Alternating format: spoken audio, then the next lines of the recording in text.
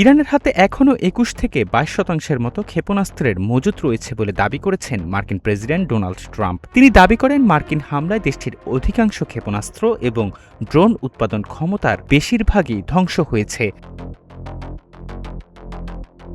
NBC নিউজের সঙ্গে দেয়া এক সাক্ষাৎকারে ট্রাম্প বলেন, অধিকাংশ ড্রোন কারখানা ধ্বংস করা হয়েছে, বেশিরভাগ উৎক্ষেপণ প্যাড গুঁড়িয়ে দেয়া হয়েছে এবং ক্ষেপণাস্ত্র তৈরির বেশিরভাগ এলাকা ধ্বংস হয়ে গেছে। সাক্ষাৎকারটি রোববার প্রচারিত হওয়ার কথা থাকলেও কিছু অংশ শুক্রবার প্রকাশ করা হয়।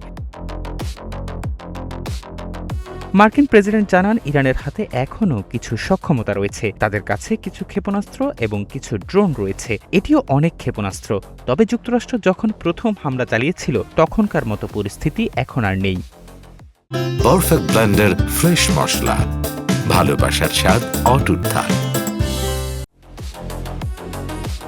ইরানের চরম বেহাল দশা বা হতাশার কথা উল্লেখ করার পরেও তারা কেন গত ২৮ ফেব্রুয়ারি শুরু হওয়া যুদ্ধ স্থায়ীভাবে শেষ করার চুক্তিতে এখনও রাজি হয়নি, এমন প্রশ্নের জবাবে ট্রাম্প বলেন, তারা অহংকারী বা গর্বিত জাতি। এমন কিছু বিষয় রয়েছে যা তারা কখনো করবে বলে ভাবেনি, কিন্তু এখন তাদের সেগুলো করতে হবে।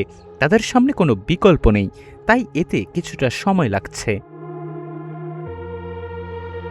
প্রথম মেয়াদে মূল ইরান পরমাণু চুক্তি থেকে সরে আসার পর কেন তিনি আরও ভালো কোনো চুক্তি করতে ব্যর্থ হয়েছিলেন, এমন প্রশ্নের জবাবে ট্রাম্প জানান, এই বিষয়গুলো করতে কয়েক বছর সময় লাগে।